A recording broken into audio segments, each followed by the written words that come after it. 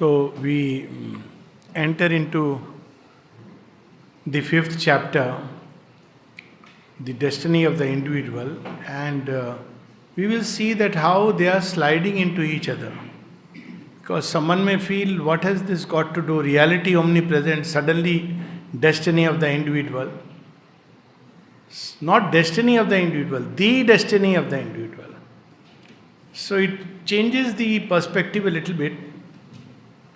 Now, this is my own understanding of these two words, fate and destiny. Fate is what our actions create, and it has to do with the scenes that we meet and encounter in life. Somebody has a fracture, his misfortune, his fate was not good. Somebody sits on the throne, what a fate he has got. Somebody wears a crown of thorns. See, what a mixed thing. Like that. But destiny, to my understanding, has to do with the destination, where we'll finally arrive. So we are sitting in a train, and most of us are like people who have somehow sat on the train based on whichever train maximum people are going. And if somebody was to ask us, where are you going? I don't know. But you are sitting in the train. Okay, let's ask somebody else. So he also says, I don't know. Why? Because everybody seems to be having a liking for this train. Now imagine if we do it actually, what will we be labeled as? That here are people who are sitting in a train not knowing where the train is going, where they are supposed to go, but they are going according to what is called in Hindi as the bed chal, flock of sheep, so wherever it goes. For a long time, that is how we operate, till a time comes, we begin to wonder, let me find out, where is the train going? And nobody seems to know except the driver and the guard, to whom we have no access, because if you go even between the bogies, you don't have an access. We are seeing stations, some stations are very nice, everything is available. Some stations, you don't even get a cup of tea. So that's how we have different events that meet us on the road. So destiny is about the final consummation of our humanity. And here it is as individuals, not just as a mass. So slightly we'll come to that. But to start with, in chapter 1, Shobinda has very clearly told us what at deepest level we know, but we fail to see. What is our aspiration? It is for terrestrial perfection, whatever we may say. Even after hearing the Mokshvadi lecture, that there is all life is an illusion, when we come back, if the dal is not fried well, we have a problem. And if the husband is fighting, there is a problem. Why? If all is an illusion, what is the problem? It's all an illusion. Even when we are told all individuality is illusory, still we have a problem. No individual is there. It is intuitively inbuilt within us. We are programmed, as it were. This is an aspiration which persists. Whatever else we may hear, whatever else may be impressed upon us, this idea of terrestrial perfection persists. And perhaps it is this reason why, again, in my view, Sanatan Dharma refuses to die. Why it refuses to die? It answers to this need. See, we have so rich gods, goddesses, everywhere God is there, in everything. Before birth, God is there. During the conception, God is there. Childbirth, God, you can't get rid of God, in everything He enters. So, the richness and the fullness which you find here always will in the end continue to appeal mankind. In dancing there is God, science there is God, technology there is God, studying there is God. So it is how life will ultimately unfold, how much ever we may deny. So human aspiration is for terrestrial perfection. So in that, mankind has taken two routes. One is the route of the materialist, who tries to explore the powers of nature, material nature, to make life perfect here upon earth. And he ends up with industry, science, technology, artificial intelligence. And he starts saying, what you are doing, I am the one who is doing. See, I have made life perfect, and God sits on his rocking chair, sitting quietly. Okay, you have your own chance. He loves freedom. So after 100, 200 years, man starts complaining to God. Why are you doing this to creation? He says, Ari, you decided I don't exist. So I said, okay, I am hiding myself. You said that materially we'll make with industry and science life perfect. I said, cool, go ahead, my child. So now we see that we are returning to our primeval longings. We are satiated but not satisfied. So this is what has happened. So materialist reaches a dead end before which there is nothingness. And as Sri Aurobindo says, if we stretch the logic to its extreme, it robs us of the any purpose of life. At least in my life, during MBBS, this was my existential dilemma. In FMC, we had a group of people who in Pune, there was this joint, I don't know, many people know, they don't know. It was a place where people got these, now it is cannabis. Okay. So there were a group of children, very intelligent children, but they went into that direction. And most of us, sadhu bachas, sadhu, not so sadhu, but parental upbringing and all, no, this is something bad. But I used to wonder if, everybody says life is pure matter, chemical, then actually these people are more intelligent. They are really intelligent because what they are doing is the correct choice if life is simply matter and chemicals. So it's okay, it's dust. Dust is better, they are enjoying life and going into dust. So it was very frightening to see that. What is the option? Then I read all this spiritual literature and then ultimately moksha. I said, this is as meaningless, very selfish. People are suffering and you say, I want moksha. This is not done. God can't ask us to do something selfish. That time I didn't know about, what Sri Aurobindo, how he explains beautifully. So I said, this also I can't do. So where am I? I was caught between materialism and spirituality. Say, I'll become a good human being. Let's try to become a good human being. I realize now it is as difficult. Nevertheless, so materialist leads us nowhere. Then ascetic, ultimately in pursuit of that ultimate reality, he enters into that what is called a non-being. He goes beyond cosmos. Beyond cosmos, there are two statuses, if we want to say, of one divine. One, when the one is leaning toward the cosmos and manifests as Sachidanand. With him we can relate. But the other, where he is absorbed into himself and you can't connect with anything. So that is a non-being. So the ascetic in his extreme goes into non-being. Now this also leaves us nowhere. If that is the end point, but many people have made it the end point. They say that, merger into non-being, moksha, nirvana, that is the ultimate goal of life. And it's very sad to see, today also I see people from Sanatana claiming to be speaking on behalf of Sanatana Dharma, speaking of moksha as the ultimate goal. Moksha is a step, it is not the ultimate goal. That's the beauty.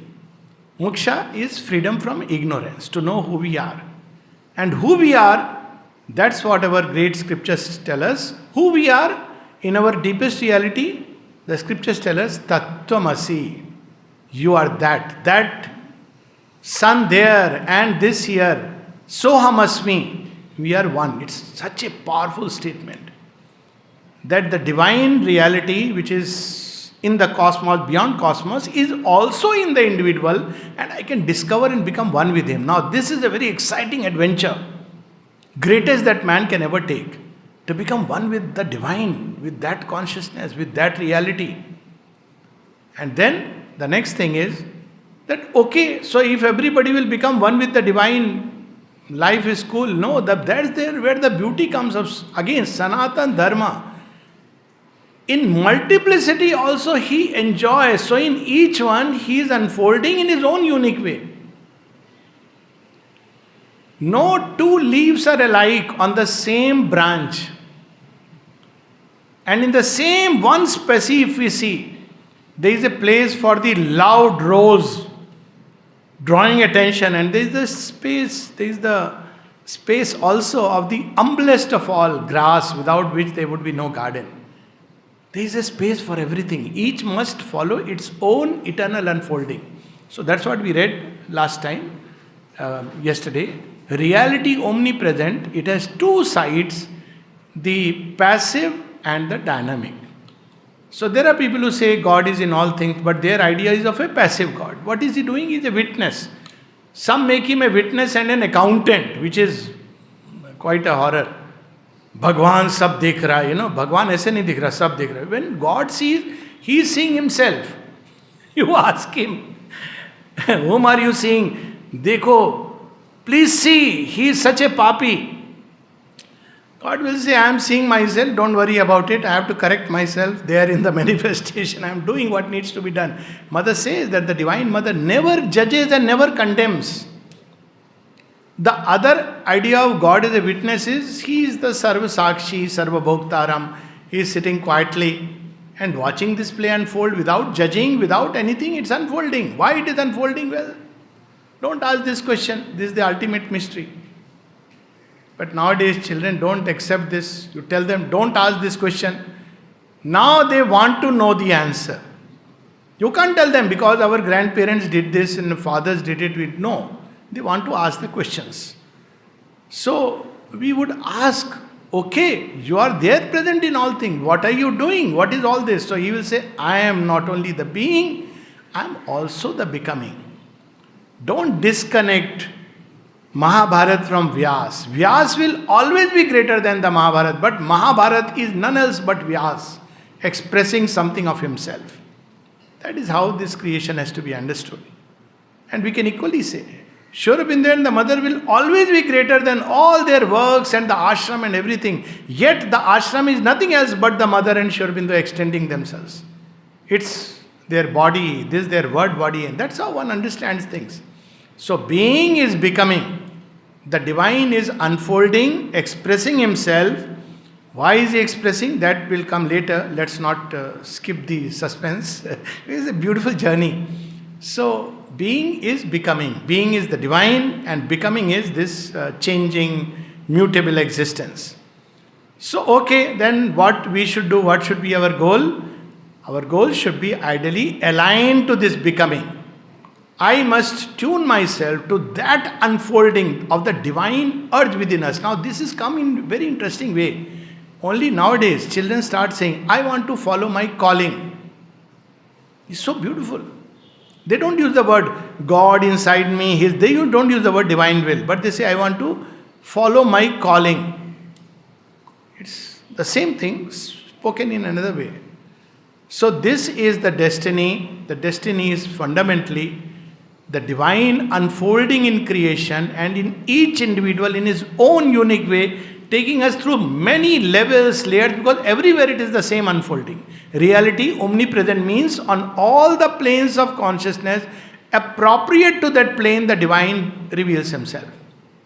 So that's why we also have in Upanishad Das Mahavidya, on the topmost level, when you stand on the highest tier and fortunate enough, Grish, by the grace of the Divine Mother, one sees the vision of the Divine Mother. So you say, Tripur Sundari, all the beauty of all the worlds contains thee not. Such is that beauty. But if you tumble down, enter into the very dust and darkness of matter, there also she is there. And she is there as Dhumavati. She has put all the darkness around her. When you go to the highest mountain peaks, she is Gauri. Gauri is fair, effulgent. No racism here. Here, fair and dark has nothing to do with color of skin. But fair representing that which has become purified of all dross and dust. But if you go down, the same Gauri reveals herself as Kali. Now, Kali is of violent deeds. She doesn't. That's why all the Asuras, Rakshasas, though they are scared of her, still they will worship. Kali, because ultimately they get power from there. So this is the entire, on all the planes, the divine is present in his own, it's a reality omnipresent. And therefore, when we speak about the divine manifesting in us, it depends on the plane of consciousness where we are. And that's why we said yesterday that that's why it is said in the Gita that the knower, he who knows, he does not divert, distract, or confuse the intellect of those who do not know. What does it mean? Anybody and everybody? No, God is the goal. Better, you join an ashram. No. People have to go through their own unique way, and there also divine is leading. Because there is no eternal hell. Even if there was, divine would still be there, and if he is there, hell is heaven. That's how one has to look at it. So with this background, we enter into this chapter 5, the destiny of the individual. There is a very, very beautiful quote from the Ishopanishad, one of my favorites, by the very cryptic phrase. By the ignorance they cross beyond death, and by the knowledge enjoy immortality. Avidyam mrityum tirtva vidyam amritam ashnute. And then, of course, Sri Aurobindo skips the next line of that shloka, which is, so how exactly we should lead life? Vidyancha yast dvedo bhayam saha. So he goes into, next shloka is about sambhuti, birth and non-birth. Birth in the Indian Sanatan Dharma sense is limitation. That's why when birth we celebrate and pray. Why? Because the soul has chosen to limit itself. It's still divine. That's why we used to say when a child was born, Krishna, and every girl was supposed to be Lakshmi. But this Lakshmi may be a very naughty Lakshmi, and this Krishna may be completely like Kansa. Yet the birth is of that infinite consciousness assuming a human form. That's birth.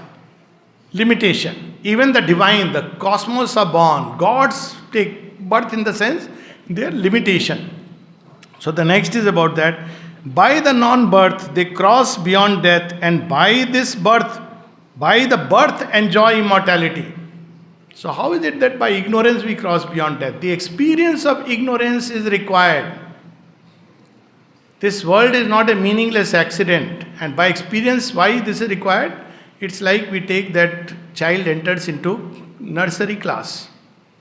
And parents have conceived, the conception is first here.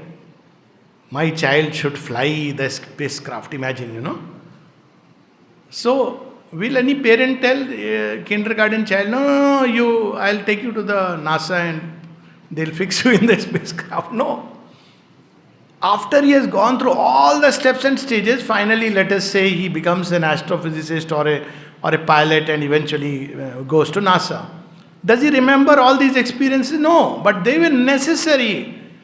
It's not that schooling is necessary, I am not saying that. But they have to go through all the experiences through which he becomes ready to fly the spacecraft. That's why this field, this gymnasium, universe which has been made, we cannot run away or escape into non-beings. Even that will not be allowed to us. It's not as easy as I can just do meditation and arrive at nirvana. First practice Nishkam Karma. Nirvana will walk into us, as Sri Aurobindo says, when the time is there. So that's why we have to go through the doors of death several times through this process of ignorance, schooling of ignorance, till we arrive, we cross beyond death. There is no more. Why there is no more death? Because there is no more ignorance. And then by Vidya is oneness, avidya is multiplicity. Then we live in that oneness, and when we are in that oneness, it doesn't matter whether we take a human birth or we don't take a human birth. Because we enjoy immortality. Even when we are born, we are conscious of the oneness. That's what it means. And the chapter beautifully takes us to that point, starting with an omnipresent reality is the truth of all life and existence, whether absolute or relative, whether corporeal or incorporeal, whether animate or inanimate, whether intelligent or unintelligent. So everywhere we can see this secret oneness, and behind it, a consciousness and wisdom that is operating in creation. Omnipresent reality. And then on the next page, Sri Aurobindo says that an unknowable which appears to us in many states and attributes of being, in many forms of consciousness, in many activities of energy. This is what mind can ultimately say about the existence which we ourselves are. So that's why in India we have this strange thing. Any god you pick up, why God? You pick up a stone, Shaligram. Okay, no Shaligram. Pick up a stone anywhere. And you start worshipping it, saying this is Shiva. It can take you to the absolute because ultimately this is the logic. Even a human being, at one place Sri Aurobindo goes on to say, even the human defects of a guru does not matter. That's why the injunction was Guru Brahma, Guru Vishnu, Guru Deva Maheshwara, Guru Sakshat Par Brahma, Tasmai Shri Guruve Namah. Why? Because if that is the attitude, then nothing matters. That will take you, because in every one there is this strange, unknowable, through various ways and forms, peering into us. And therefore, he says, few lines below, if in our haste to arrive at a unity that our mind can seize and hold, if in our insistence to confine the infinite in our embrace, we are on page 39, we identify the reality with any one definable state of being, however pure and eternal, with any particular attribute, however general and comprehensive, with any fixed formulation of consciousness, however vast in its scope, with any energy or activity, however boundless its application, and if we exclude all the rest, then our thoughts sin against its unknowableness. What a powerful means. I can reach the Supreme through Shiva, Krishna, or even through a stone or through anything.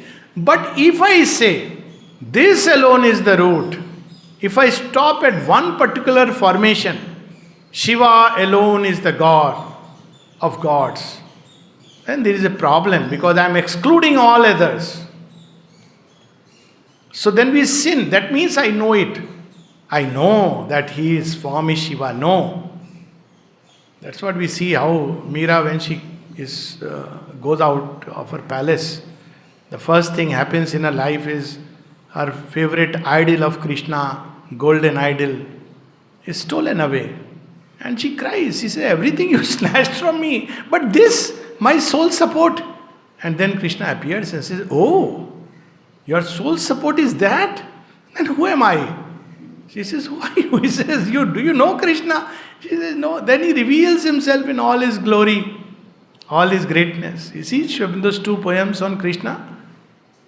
And the second one in Critics, all he loves, all he moves, all are his, all is he. What a wonderful vision. So, while through anything and everything, in every activity, he is manifesting. But if we limit that only through this puja we will reach God, only by this method we will reach God, only by this form of meditation, by this mantra we will reach, then we have actually sinned against unknowableness. We have limited him. He is everywhere and in everything, and he can use anything, seemingly the most insignificant, and the entire spiritual history of mankind is a witness to that. Jagai, Madhai, Magai, then of course Augustine, Paul, Saul of Tarsus, all these many examples which are shining example that he can seize any moment, anywhere. He can use the battlefield to reveal himself. So we can't limit him. So those who say, no, you don't, violence is against the divine. That's not how Indian thought looked at it. Everything can be at the service of the divine. Every activity that nature has created can be in the service of divine and express the divine, provided we can discover behind it the divine truth and the divine sense. But exclude it from all others, then it is incomplete. So this is what he is revealing to us here. And that's why he says the Vedantic seers in the Upanishad, they went on when they discovered Sat. So you'll see in many certain religion, spiritual path. This is Sat Purush. That is ultimate. Vedantic seer says, no, we want to go beyond. So they went and created a Sat. That Asat is not opposite, it's not about Asadom Asat, not that. That is inconscient. But that of which nothing can be said, nothing can define him, or it, or that. So they went beyond. That's why you see in Rig Veda when the creation starts in that 10th mandala, it starts with that. And it says that even the gods don't know him, gods are not there. Who can say about him, which has been unfortunately interpreted or misinterpreted as Nasadiya Sutra, meaning thereby that it's about Nastik. No, it's not about Nastik. The Rishi is saying that who can say about him, neither the gods nor we, who can say who is he? It is not about Nastik. It is about keeping always the sense of the unknowable beyond. That there is something even further and none can say about it. Don't define it. That's what Mother also says when she was asked what is truth. Because she has written cling to truth. So everybody started writing, see Mother, you have said cling to truth, but that fellow, he is in falsehood. So Mother says everybody finds the other person in falsehood. Why? Because that person is non-vegetarian, therefore he is in falsehood. Another person has a friend, therefore in falsehood. She says, they are just thinking. Then she laughs. What can I do? I have only written cling to truth. So, people even went to remind her, see, Ma, Sri Aurobindo has written, do not imagine that truth and falsehood can stay together. But Mother, see, you are letting it stay together. Like, imagine. So Mother laughs. She says. So the disciples at the end, she says, Mother, then what is truth?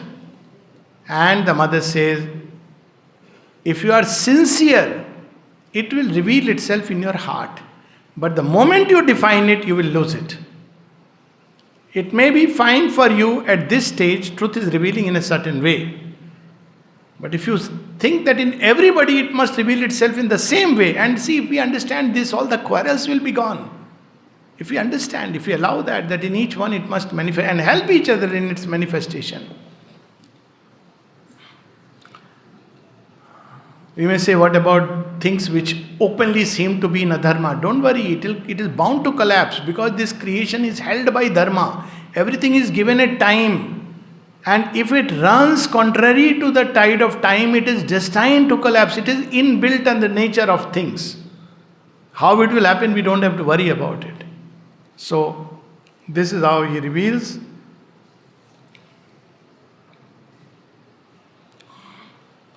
On page 40, from the first line, yet if we exclude the field of that ignorance, if we get rid of avidya as if it were a thing non-existent and unreal, then knowledge itself becomes a sort of obscurity and a source of imperfection. We become as men blinded by a light so that we can no longer see the field which that light illumines.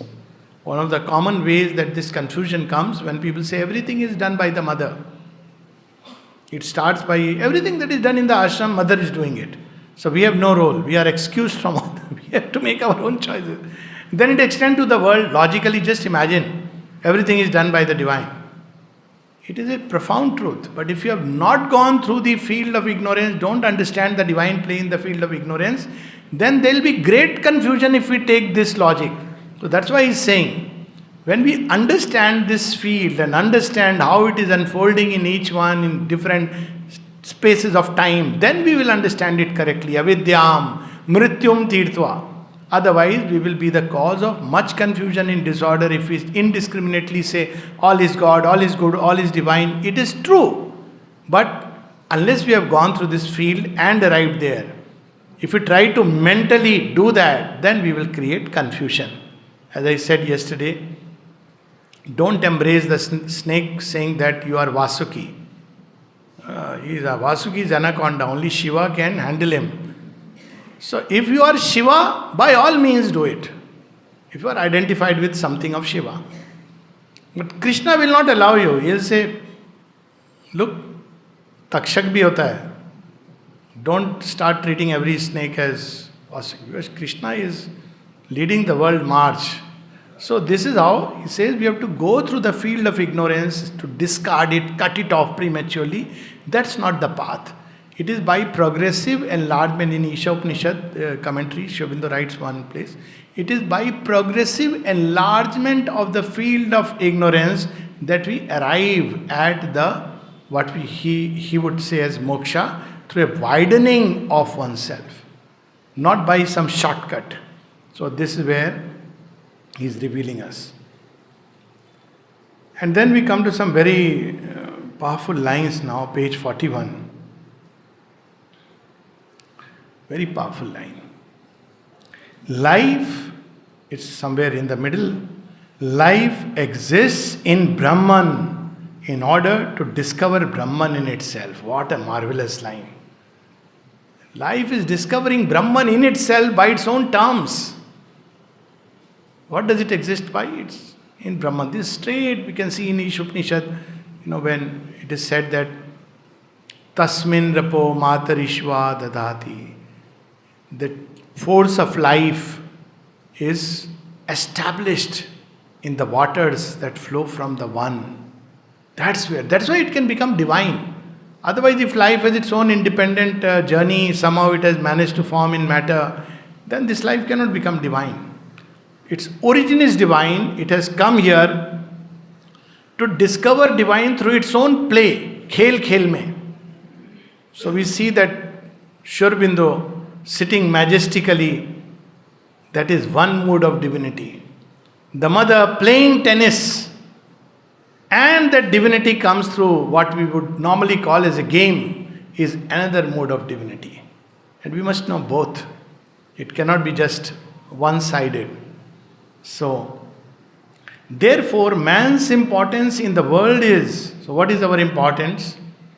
It seems our degree has no value, it seems.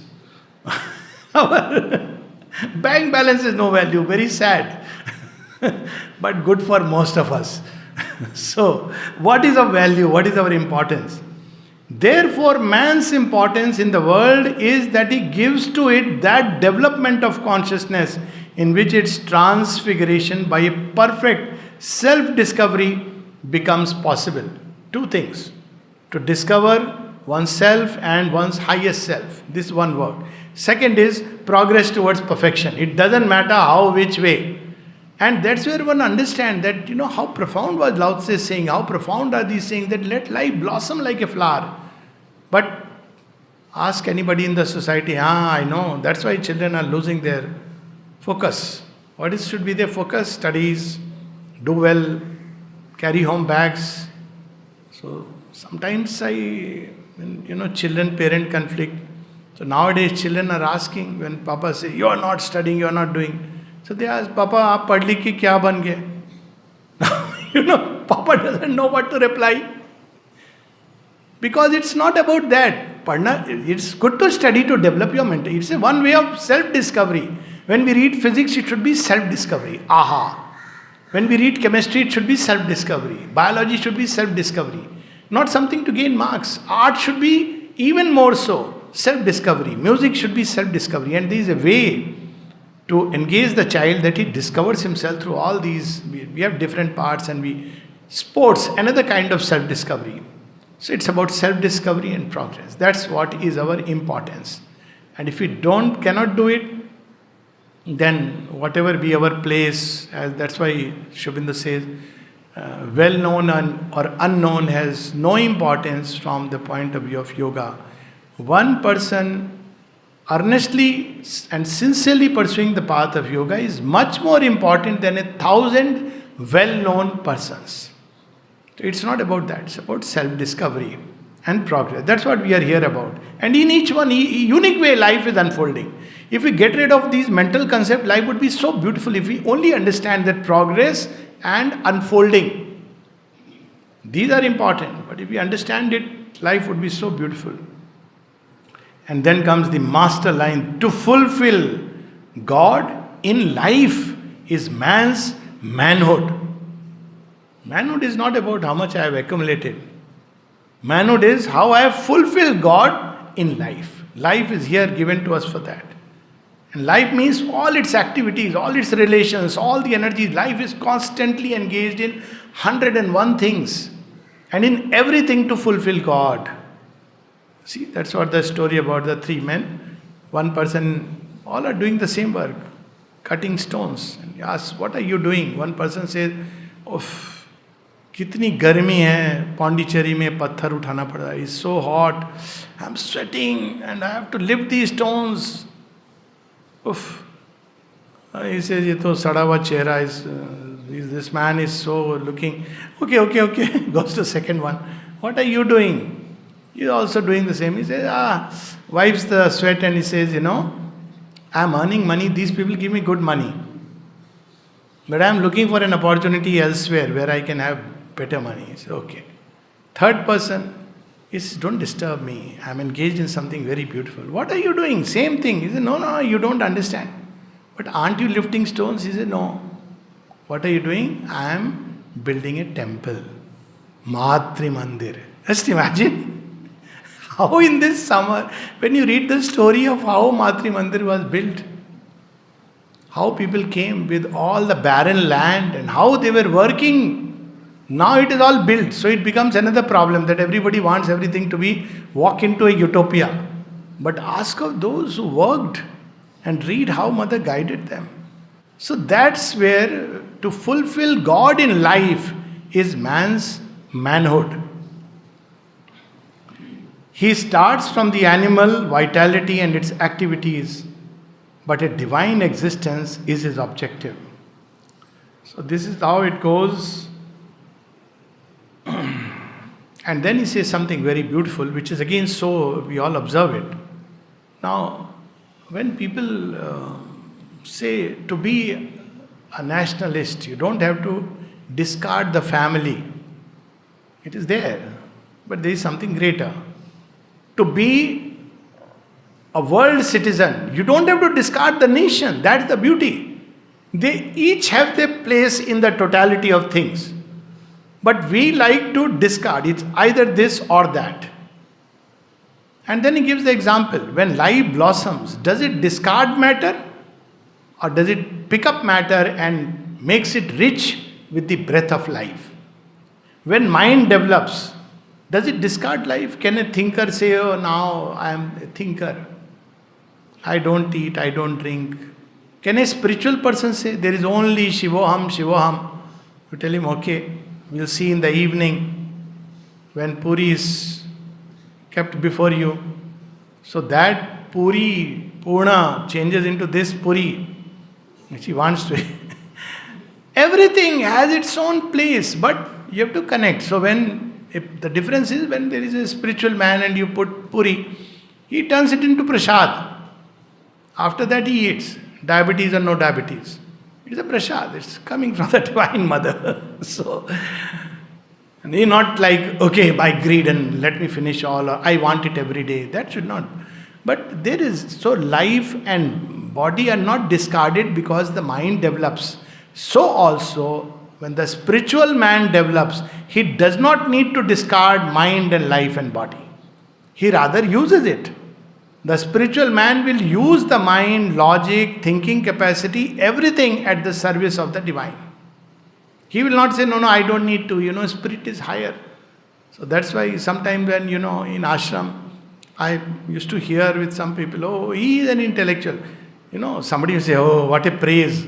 But it may not be a praise. It may be he is just an intellectual, I am a spiritual man because I am silent, I don't speak. Not like that. Everything has to be taken up, enriched, ennobled, made beautiful. That's what is the purpose of creation. That's why we see it's a unique ashram. Many ways. One of them is the number of activities of life that are allowed. And maybe there would have been many more. For example, the mother wanted a studio, cinema studio, somewhere in the lake. She had even given a motto for it. But nobody came forward. She wanted people to, how much forward looking. She wanted us to, we should make our own films. Can you imagine? And express that at the service of beauty and truth. So, but then of course, what didn't happen. Or maybe it is happening now, somewhere or the other, these things will happen. because this is a thought of God. So he says that, same page, but if in passing from one domain to another, we renounce what has already been given us from eagerness for our new attainment, if in reaching the mental life, we cast away or belittle the physical life, which is our basis, or if we reject the mental and physical in our attraction to the spiritual, we do not fulfill God integrally, nor satisfy the conditions of His self-manifestation. That's why people can't understand why there is gym and physical education, all this there. Because they keep coming looking for meditation hall. They're very disappointed when they don't find a meditation hall. And somebody needs to tell them that here everything is supposed to be done in a state of meditation, which is difficult to understand because everybody is looking for a 2.5 hours meditation at during Brahma Muhurta time. So this is how, the next page, he says, we climb, page 42, we climb ill if we forget our base, not to abandon the lower to itself, but to transfigure it in the light of the higher, to which we have attained is true divinity of nature. And we actually see, when animal life, humanity has evolved. For example, let's take one of the activity which is regarded as the most carnal and banal, which is right from the root chakra, which is sexuality. In animal, it is about reproduction, having a child. That's what it is meant for. Now look at in human being, having a child is not just about having a child. It's so many more things. The same activity gets uplifted in. I'm taking this extreme example, but there are many other examples of much more easy to connect things, whether it be in the field of knowledge, poetry, music. Everything is lifted to another level altogether. Animals also love, they care. Many of them do more than what human beings can do. But a human being with a psychic touch has a different quality of care altogether. A care which is not just about the physical body, but about the totality of the being. So all this, we have to take up the lower into the higher. And then on the same page 42, just as we need not give up the bodily life to attain to the mental and spiritual, so we can arrive at a point of view where the preservation of the individual activities is no longer inconsistent with our comprehension of the cosmic consciousness or our attainment to the transcendent and supracosmic. So we can't say that, oh, now I am given to divine, I don't care what may happen to me. I will drive the scooter leaving both the hands and go on the road. At least think of the other people, if not for yourself. I'll take off all my clothes because I don't belong to myself and I become a Digambar. Please don't do it. It's not good for others. It may not be pleasant to sight. Forget about yourself. You may be. Do it in your cave. But when you're walking on the road, it is not a pleasant thing. All kinds of people are watching who may have different kinds of feelings aroused inside. So we must be very careful that he does not disturb the balance of creation by this kind of madness, which may be individually justified. And yet we must understand that no individual is, if he thinks he is separate, that doesn't exist. He is distinct and unique but not separate. He is connected with the all. So every individual is connected with everybody else and with the entire creation and with the transcendent. So this is the truth he will reveal to us subsequently in the next page, where we talk about escape. So Shubindu's sense of humor everywhere comes. Page 43. But who then profits by this escape? Not the Supreme Self, for it is supposed to be always and inalienably free, still, silent, pure. You go and tell that Supreme Self, finally I have escaped. He is as silent, still pure. What does it matter? Another river coming and merging with the ocean. And Sri Ramakrishna would give the example of the hathi, elephant. A flea comes and settles into its ear and says, may I make house in your ear? Elephant is moving like this. It sees his sanction. After some time it wants to leave. Says, may I leave now? It doesn't matter to the elephant. So he says, who profits by this escape? Not the Supreme Self. And then he says, not the world, for that remains constantly in the bondage and is not freed by the escape of any individual soul from the universal illusion. It is the individual soul itself which affects its supreme good. Now look at the punch, which affects its supreme good by escaping from the sorrow and the division into the peace and the bliss. And then he says something very beautiful, which comes toward the end. Therefore, we arrive at the escape of an illusory, non-existent soul from an illusory, non-existent bondage in an illusory, non-existent world as the supreme good which that non-existent soul has to pursue. For this is the last word of the knowledge. There is none bound, none freed, none seeking to be free. Those who don't believe in reality of an individual soul. There are movements. Shuddha Advaita is like that. Pure Advaita, the way it is understood. It's just it's the ego, ahankar. Purusha is only one. Sankhya talks about multiple Purushas. And then there is another kind of Buddhist, don't believe in an individual soul. Then who is escaping from what? From the field of illusion.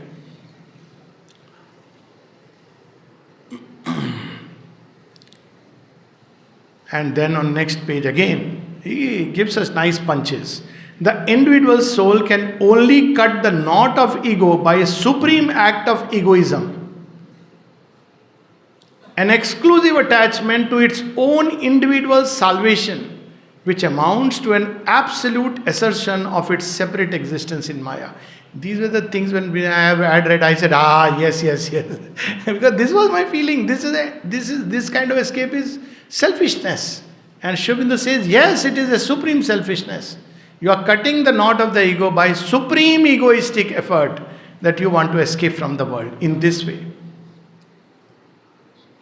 And therefore we must accept the many-sidedness of the manifestation even while we assert the unity of the manifested. This is vidyancha, yastadvedam vibhamsa. In everything, through everything, the divine is manifesting through its own unique law. That's why in India, dharma is so wide. There is the dharma of the child, dharma of the adult, dharma of the married, dharma of the unmarried, dharma of the retired man, and dharma of the animal, and dharma of everything has its own law of folding, unfolding of that truth. And one needs to understand it. So this is how the Vyapak, the more. And then he gives that beautiful sense on page 45 as we come toward the close of this chapter. That what is this liberation? This liberation is to free oneself from ignorance. It is required. But this liberation's purpose is for this liberty, this truth in which a person has arisen, to spread horizontally into this entire creation and not to simply escape into the absolute. Then it would have no meaning. But if it is like a medical doctor, if I give that example, learns with great pain medicine and becomes a doctor. Not that becoming a doctor is a big thing. There were healers who were much better. But anyways, he becomes a doctor, let's say. Then you ask him, sir, please come and treat the patient. No, I can't go into that field. That treating patients is very dirty. Sir, but you have become a doctor? Yes, I become a doctor for myself. Meaning thereby, I'll treat myself when I have illness. Sir, what about others? No, that is all illusion. Illness is an illusion. I have discovered that. Now somebody would say, or somebody who learns the best music, highest music from Shiva himself, but refuses to sing and share that delight. There is that story of Pandit Jasraj. In one of the temples, I'm forgetting the place and the function, he was called to sing. And then there was a people going into the line and he thought, should I sing and then go for the darshan or should I have darshan? All this was going on in his head. And then he had a vision of Krishna. Krishna tells him, let others go and see me there. For you, your song is my worship. He's documented it in his own. This is your worship. You don't have to go anywhere. And when you sing, many hearts will be lifted up in worship. See how he has extended that delight into others. I'm not saying whether he was liberated or not, but I'm just saying the same principle applies. The liberation of the individual soul is therefore the keynote of the definitive divine action. Before that also it is taking place. But for the definitive, it is the primary divine necessity and the pivot on which all else turns. It is the point of light at which the intended complete self-manifestation of the many begins to emerge. But the liberated soul extends its perception of unity horizontally as well as vertically. Its unity with the transcendent. One is incomplete without its unity with the cosmic many. And that lateral unity translates itself by multiplication, a reproduction of its own liberated state at other points in the multiplicity. That is the way a divine being acts. And so beautifully Sri Aurobindo speaks of this in Kena Upanishad. In Kena Upanishad, toward the end comes this idea of rasa. Suddenly, that the person who is liberated, what is one of the signs that he is full of rasa. Don't define sweetness and joy, it's natural state of the person. And then Sri Aurobindo enlarges upon it in his commentary. He says, this rasa is what draws others to him, and this is the rasa which he shares with others. So he's like the person holding the pot of nectar, which he has gathered with great difficulty with this tapasya, and quite naturally he is sharing this nectar with others.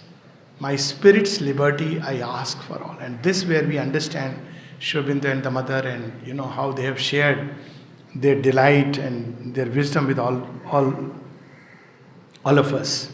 Therefore, one line earlier, very powerful line. The divine soul reproduces itself in similar liberated souls as the animal reproduces itself in similar bodies.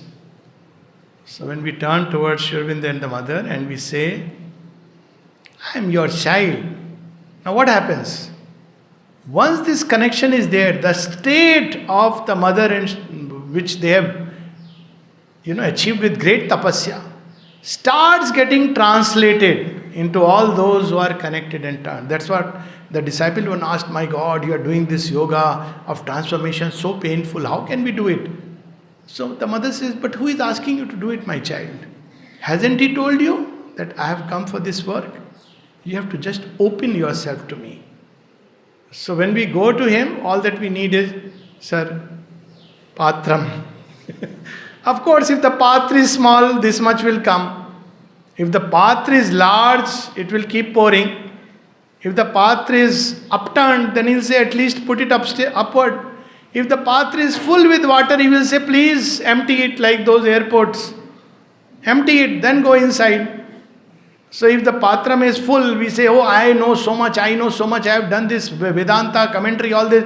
Sri Aurobindo, let me see what you have to offer to me. He'll say, go further. I didn't receive anything because you were so full of yourself. That's why humility, that's why Isha Upanishad says that, he who knows it not. And he who has not the thought of it knows it. The moment he says, I have attained, I have achieved Parabrahman, never go.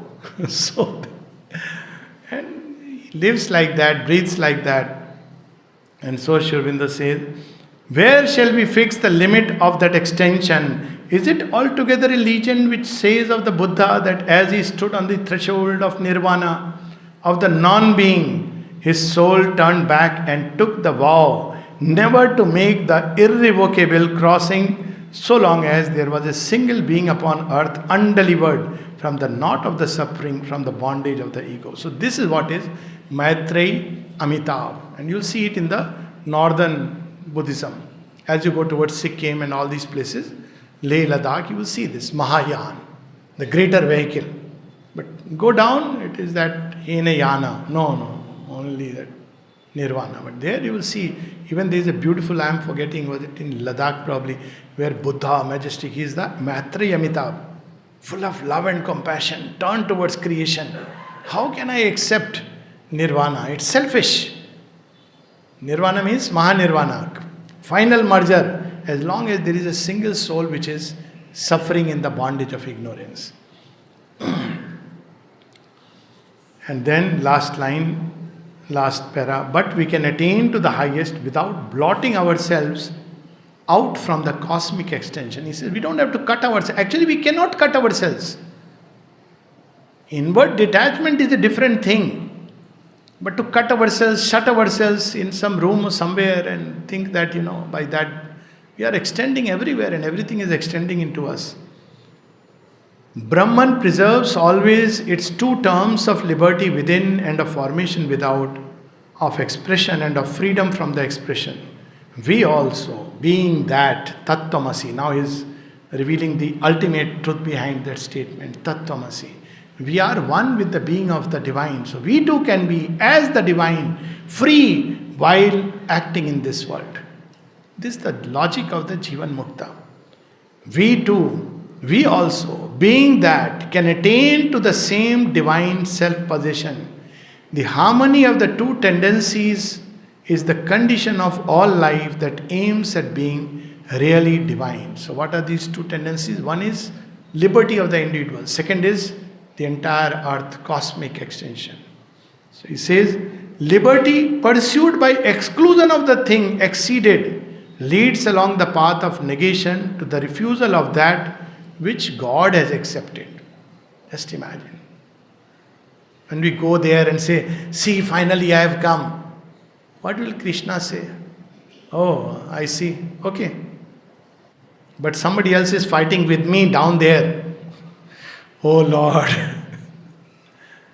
So, how can we escape that? Why should we? If we really love the divine, this is something I have never understood. We love God, but we don't want to serve the divine. Or we want to serve Him in a very limited way. If the divine is in the gutter, we should be also happy if He sends us there to clean. Let us, okay, fine, this is the job. Not that He'll forever keep us in the gutter. But everything turns into His seva. Because He is everywhere, alone doing the seva.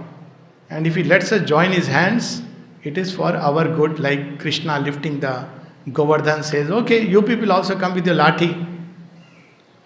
So He is everywhere and everything is an occasion for His worship. So He's saying to refuse the world which God has accepted. Can there be anything without God in this creation? No, it's a logical impossibility. So He has accepted it. He could easily dissolve it. But we want to, in a hurry, remove it. Activity pursued by absorption in the act and the energy leads to an inferior affirmation and the denial of the highest. See, avidya vidya is connecting again. When one is so busy with the work, one forgets the divine. So then we are denying the highest. But equally, but what God combines and synthesizes, wherefore should man insist on divorcing? To be perfect as He is perfect is the condition of his integral attainment. To be completely absorbed, that is andham tama pravishanti, avidyam upasate, who are only engaged in activity, restlessly forgetting the one, forgetting the divine. That is a darkness. But to withdraw into the highest, forgetting the world, that is even greater darkness. To combine vidyancha, vidyancha, yas tadvidubhyam sa. While in oneness, to deal with multiplicity. As God deals with this multiplicity, Duryodhan ka meva tyago, sag vidurgar khai. He deals with the multiplicity in his own way. You can't bind him to any rule. You can't tell him, sir, you are don't go to Vidur. Huh? When Duryodhan has called you, he is the prince designate. Shri Krishna says, okay. I am like Shiva who doesn't follow rules. But I have my own way. What does he do? He goes to Vidur, where his wife is feeding him. She is so thrilled. Oh my God, you have come. Oh my God, she can't believe it. But Duryodhan has arranged for you with all those pista, kaju, badam. He says, yes, I know. I want to spend some time with you. He can't, his people cannot cook that tasty meal as you can prepare. So she makes sag in a hurry, and then it seems that when she is feeding him banana, she is throwing the banana, giving the peel, and Shri Krishna is enjoying. Just imagine that sight. According to the rules, he should not have done it. He is very unsocial. But this is what there is a liberty and activity combined together according to the rules and the laws of the manifestation. That he understands. And that's what we see here. Through avidya, the multiplicity lies our path out of the transitional, egoistic self-expression in which death and suffering predominate. Through vidya, consenting with avidya, by the perfect sense of oneness, even in that multiplicity, we enjoy integrally the immortality and the beatitude. Being one with the divine, when we act in the world, there is no death. We have discovered the secret of immortality and delight. So we'll stop here.